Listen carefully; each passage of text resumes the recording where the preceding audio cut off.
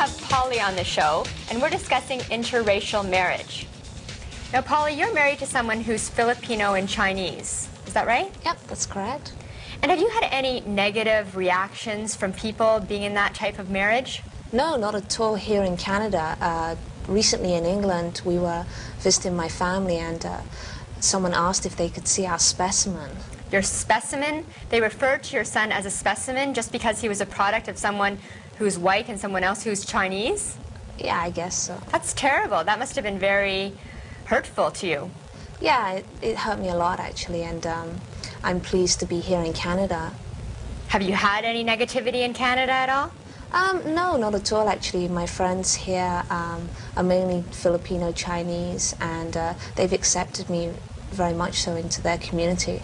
So they don't see you as an intruder or someone that's stepping in on their territory being white? No, not at all. And my family, I can't say anything but good things about them. I mean, my mother-in-law is absolutely amazing. She cooks, cleans, she looks after our son while I'm at work all day.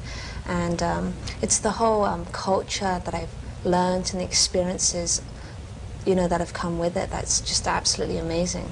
Well, it sounds like there are quite a few benefits entering another culture and being married to someone of a different race. Yeah, dating or just having, you know, friendships with people with different races. And in Canada, there's such a great opportunity to be able to do that. Definitely.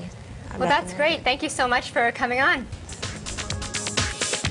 We're here with Tony talking about being single and dating from the male perspective. So, Tony, how old are you? I'm 25 years old. You're 25 and single. How come? I think it's got to do with a couple of reasons. I'm very picky with who I go out with, and it's also has to do with my family.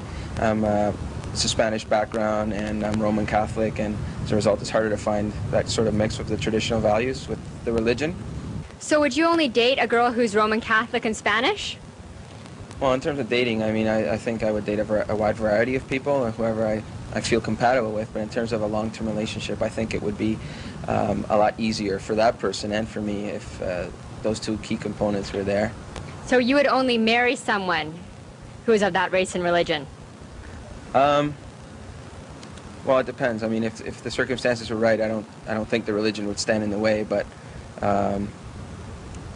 yeah, I think it would be a lot easier for that person. Where do you go to meet these girls?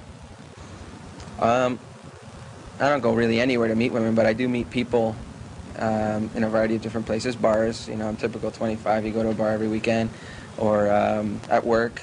Would you go to a bar and pick up a woman and take her home for a one-night stand? Well, the intent is not necessarily always that, but it does happen, and, you know. But a woman that you take home from a bar, is this the type of person that you would have a long-term relationship with? Definitely not. Like, I mean, if you pick somebody up in a bar, you know, it's very short-term, and there's nothing really to look forward to later on. Okay, now what if you were to meet someone at work and you broke up and there were negative feelings? Wouldn't that be an uncomfortable situation at the office? Well, I mean, as long as we don't work too closely together in terms of the same department, or that I report to her or she reports to me, I don't think it would be a major issue. So you wouldn't sleep with your boss then? No, probably not. Okay, well, thanks so much for coming out. I have one more question. Do you enjoy being single? Well, let's just say, you know, I'm not like in a desperate situation to find somebody, but I always think it would be nice to be in a relationship, so. Do I enjoy it? Sure.